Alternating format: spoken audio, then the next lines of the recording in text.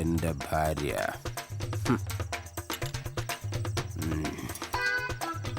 ഒളിഞ്ഞു നോക്കുമ്പോൾ ഇവളെ കാണാൻ ഒരു ചന്തമുണ്ട്. പക്ഷെ കൂടെ കിടത്താൻ കൊള്ളില്ല. നാക്കെടുത്താൽ തെണ്ടിത്തരമേ പറയൂ.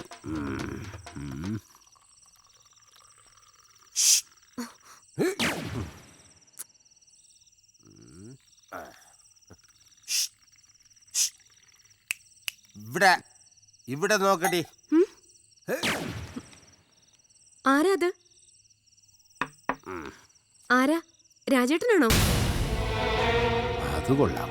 അപ്പം നിനക്കൊരു രാജേട്ടനുണ്ട്. അത് ശരി. എന്നെ തെറി പറഞ്ഞു ഓടിച്ചതിനുള്ള രഹസ്യം ഇപ്പൊ എനിക്ക് പിടികിട്ടിയടി. ഓ, നിങ്ങളായിരുന്നോ? പിന്നെ ആരാണെന്ന് കരുതിയാടി നീ തിടുക്കത്തിൽ വാതിൽ തുറന്നേ?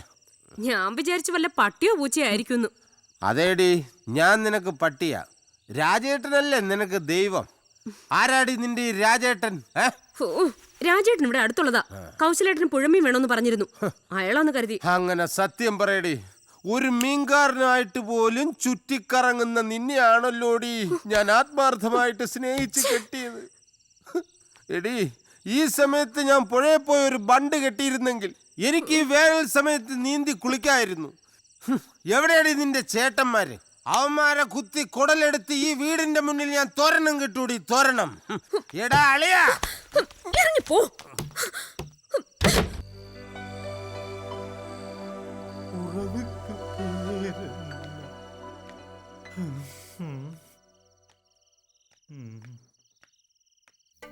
അവന്റെ കാര്യം ഇന്നും കട്ടപ്പക. നീ വാ.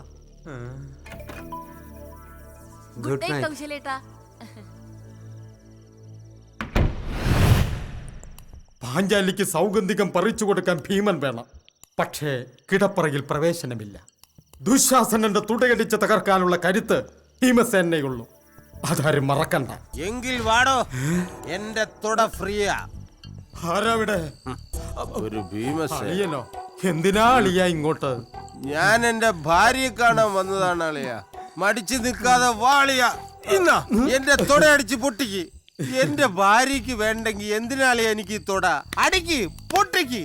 എന്തിനാ അളിയ പൊട്ടിക്കാൻ ഈ പാതിരാക്കി ഇങ്ങോട്ട് കയറി വന്നത്? മാളവിക എങ്ങനെ അറിഞ്ഞാൽ? എന്റെ ഭാര്യയെ കാണാൻ വന്നതാണ് അളിയ. പക്ഷെ അവൾ എന്നെ പുറത്താക്കി വാതിലടച്ച് കളഞ്ഞളിയ. എന്റെ വിധിയും അതാണ് അളിയ. അതും അടച്ചോ? ഞാനൊരു ഭീമൻ, നീ മറ്റൊരു ഭീമൻ.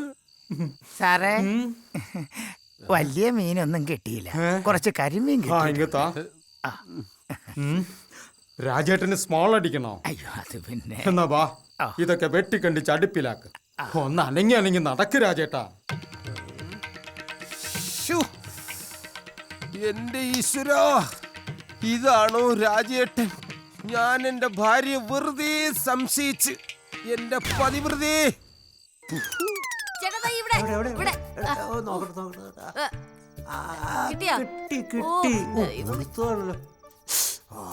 അതെ, ഞാനൊരു കാര്യം പറഞ്ഞ നീ ദേഷ്യപ്പെടരുത്.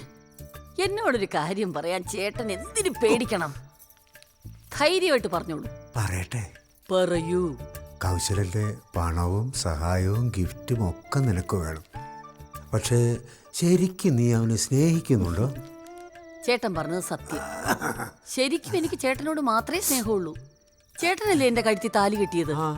പിന്നെ ചേട്ടന്റെ നിർബന്ധം കൊണ്ട് ഞാൻ കൗശലിയേട്ടനെ ഗൗനിക്കുന്നു, അത്രേ ഉള്ളൂ. അത് പാടില്ലെന്നാണ് ഞാൻ പറഞ്ഞത്.